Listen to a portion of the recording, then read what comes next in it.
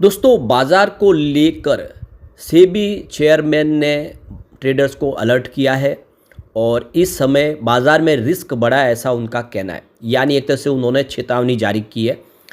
क्या है पूरी अपडेट, उसको समझने की कोशिश करेंगे इस वीडियो के माध्यम से। इसके अलावा एक जो रिपोर्ट निकल कर आई है वो बहुत ही शानदार है। इंडिया की जीडीपी डबल हो चुकी है पिछले कुछ सालों में और ये आईएमएफ की रिपोर्ट है जिसको यहाँ पे अमित मालवीय ने जारी किया है।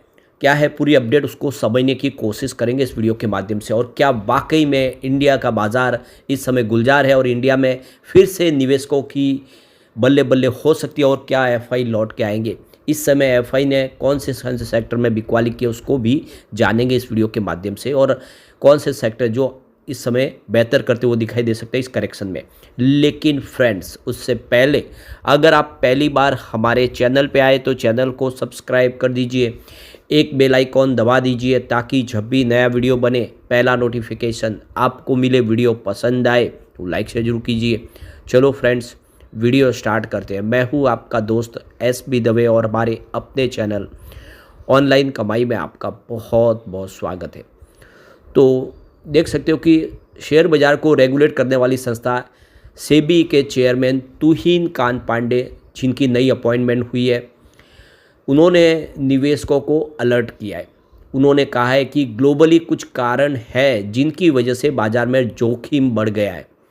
तुहिन कांत पांडे ने कहा है कि जहां तक जोखिम का सवाल है, मुझे लगता है कि यह सामान्य बाज़ार जोखिम है। निश्चित रूप से वैश्विक भू राजनीतिक और भू आर्थिक कारणों से जोखिम बढ़ा हुआ है। उन्होंने मौजूदा बाजार की अनिश्चितताओं की उत्पत्ति को कोविड-19 महामारी से जोड़कर देखा है। उन्होंने निवेशकों को सलाह देते हुए कहा है कि आपको ऋण और इक्विटी आदि के बीच संतुलन बनाना होगा। सेबी चेयरपर्सन ने भारत के पूंजी बाजार के इंफ्रा में विश्वास व्यक्त किया है, इसे दुनिया की सर्वश्रेष्ठ में से एक बताया। इन चुनौतियों के बावजूद तुहिन कांत पांडे ने कहा है कि देश इन मुद्दों को कम करने के लिए सक्रिय रूप से काम कर रहे हैं। उन्होंने वैश्विक अनिश्चितताओं के लिए रणनीतिक प्रतिक्रियाओं के उदाहरण के रूप में संयुक्त राज्य अमेरिका के द्विपक्षीय व्यापार समझौते पर बातचीत करने और विभिन्न अन्य देशों के साथ देख सकते हो कि मुक्त व्यापार यानी फ्री ट्रेड समझौता को आगे बढ़ाने के भारत के प्रयासों की ओर इशारा किया है। इसके साथ में ही तुहिन कांत पांडे ने कहा है कि मौजूदा कराधान व्यवस्था को अस्थिर करने का कोई मतलब नहीं है और विदेशी पोर्टफोलियो निवेशक एफपीआई को इसके साथ रहना चाहिए। 3 सप्ताह पहले सेबी प्रमुख का पद संभालने वाले तुहिन कांत पांडे ने यह भी कहा है कि कुछ कंपनियां बेहद गलत खुलासे कर रही है और पूंजी बाजार नियामक ऐसी गड़बड़ियों के खिलाफ कार्रवाई करने में संकोच नहीं करेगा। कराधान के मुद्दे पर पांडे ने कई फायदे गिनाए जो भारत में मिलते हैं। इन फायदों में बेहतर प्रतिफल, स्थिर नीतिगत माहौल और मुद्रास्फीति को नियंत्रण में रखना शामिल है। उन्होंने बिजनेस टुडे के कार्यक्रम में कहा है कि भारत ने पिछले 5 वर्षों में देख सकते हो कि एमएससीआई सूचकांक पर 11% से सालाना अधिक का यील्ड दिया है। उन्होंने कहा है कि यहाँ स्थिर मुद्रास्फीति की राजकीय स्थिति सुदृढ़ है। भारत सबसे तेज़ी से बढ़ती हुई अर्थव्यवस्था है। उन्होंने कहा है कि खपत बढ़ रही है और सरकार तथा निजी कंपनियां दोनों ही पूंजी निर्माण में तेज़ी आई हुई है। तो कुल मिला के देख सकते हो कि ये एक बड़ा एक तरह से संदेश है निवेशकों के लिए और इसको आप एक चेतावनी भी समझ सकते हो कि आपको निर्णय इस समय गलत नहीं लेने चाहिए बाज़ार को लेकर और अपनी राह को आसान बनाने के लिए सोच समझ के फैसले लेने चाहिए। एक जो यहाँ पे बहुत बड़ी गुड न्यूज़ निकल के आ रही है, भारत की विकास दर 100% की वृद्धि हो चुकी है विकास दर में, और ये अमित मालवीय ने ट्वीट किया है। तो जीडीपी ग्रोथ में भारत ने 1 दशक में अपनी अर्थव्यवस्था को दोगुना करके दुनिया को पूरा चौंका दिया है।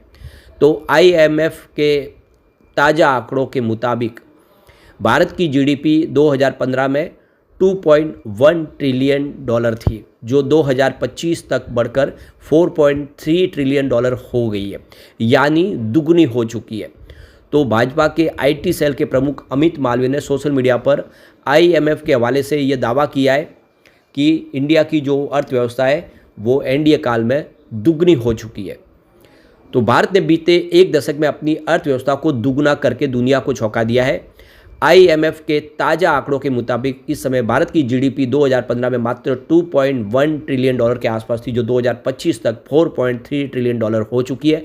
यानी इसमें 105% की ज़बरदस्त वृद्धि होने को हम ये सोच रहे हैं कि इसमें ये इंडिया की जो है, आप देख सकते हो कि अर्थव्यवस्था डबल हो चुकी है, जो कि अमेरिका में 66% की वृद्धि देखने को मिली है और चीन में 76% की वृद्धि देखने को मिली है। तो जो दुनिया के जो दिग्गज है उनको भी पछाड़ दिया इंडिया ने वृद्धि के हिसाब से। जो हमारी अर्थव्यवस्था है डबल से ज़्यादा हो चुकी है। तो ये बहुत ही बड़ा अचीवमेंट है इंडिया के लिए। तो भाजपा के आईटी सेल प्रमुख अमित मालवीय ने सोशल मीडिया पर आईएमएफ के हवाले से ये आंकड़ा साझा करके प्रतिक्रिया दी है। उन्होंने ये उपलब्धि को प्रधानमंत्री नरेंद्र मोदी के निर्णायक नेतृत्व और उनकी सरकार की सक्रिय आर्थिक नीतियों का परिणाम बताया। उन्होंने एक्स में, जो पहले पूर्व में ट्विटर था, पर लिखा है कि यह उपलब्धि स्वतंत्रता के बाद किसी भी पिछली सरकार को नहीं मिली थी। मोदी सरकार के साहसिक सुधार और व्यापार सुगमता को ध्यान में देने की वजह से भारत महाशक्तियों को पीछे छोड़ रहा है। तो ये एक तो बहुत बड़ा अचीवमेंट है। तो विशेषज्ञों का मानना है कि इस शानदार वृद्धि के पीछे कई कारक जिम्मेदार हैं। Make in India, digital India और उत्पादन से जुड़ी प्रोत्साहन स्कीम, पीएलआई, इन योजनाओं का निवेशकों को काफ़ी फायदा हो, उनका भरोसा बढ़ाए। साथ ही मजबूत स्टार्टअप इकोसिस्टम, आईटी सेक्टर की निरंतर प्रगति ने आर्थिक विकास को गति दी है। भारत की तेजी से बढ़ती अर्थव्यवस्था वैश्विक मंच पर उसकी स्थिति को मजबूत कर रही है। जहां अमेरिका की जीडीपी 30.3 ट्रिलियन डॉलर और चीन की 19.3 ट्रिलियन डॉलर तक पहुंच रही है, वही भारत की विकास दर अन्य देशों की तुलना में अधिक मजबूत दिख रही है। अभी आगे का रास्ता और चुनौतियां क्या है? तो हालांकि इस ग्रोथ के बावजूद भारत को बेरोजगारी, महंगाई और आय असमानता जैसे चुनौतियों से जूझना होगा। विशेषज्ञों का मानना है कि अगले दशक में भारत को आर्थिक सुधारों पर अधिक ध्यान देना होगा ताकि यह विकास आम जनता तक पहुंचे और देश को 5 ट्रिलियन डॉलर की अर्थव्यवस्था बनने का जो सपना है उसको साकार हो सके। अब यहाँ पे देखो कि एफआई लगातार बाजार में पिछले कई महीनों से बिकवाली कर रहे हैं और 8 सेक्टर में उन्होंने अपनी दूरी बनाई हुई है। 1 से 15 मार्च के बीच जोरदार बिकवाली उन्होंने की है। तो ये देख सकते हो कि बड़े स्तर पर देखा जाए तो मार्च का महीना शेयर बाजार की दृष्टि से स्थिर रहा है। बाजार ने निचले स्तर पर बॉटम बनाने का प्रयास किया है। मार्च महीने में फॉरेन पोर्टफोलियो इन्वेस्टर की बिकवाली भी स्लो हुई है। तो यहाँ पे देख सकते हो कि एनसीडीएल के आंकड़ों के मुताबिक 1 मार्च से 15 मार्च के बीच में आईटी सेक्टर में देख सकते हो कि बाजार की करीब 19 सेक्टर से कुल 32,411 करोड़ रुपये के मूल्य वाले शेयरों की बिकवाली की गई है। तो सबसे ज़्यादा जो बिकवाली हुई है आईटी सेक्टर में हुई है। विदेशी निवेशकों ने 6,934 करोड़ रुपये की बिकवाली की है। तो 2024 में विदेशी निवेशकों ने भारत के आईटी सेक्टर में करीब 14,000 करोड़ का निवेश किया था और अब वो बिकवाल बन गए। और वर्तमान समय भारत के शेयर बाजार में विदेशी निवेशकों के मोह भंग होने का सबसे बड़ा कारण है वैश्विक मोर्चे पर अस्थिरता होने के कारण अमेरिकी सरकार द्वारा टैरिफ एक्शन को माना जा रहा है। तो ये देख सकते हो कि 1 से 15 मार्च के बीच आईटी सेक्टर में 6,934 करोड़ रुपए की बिकवाली की गई है।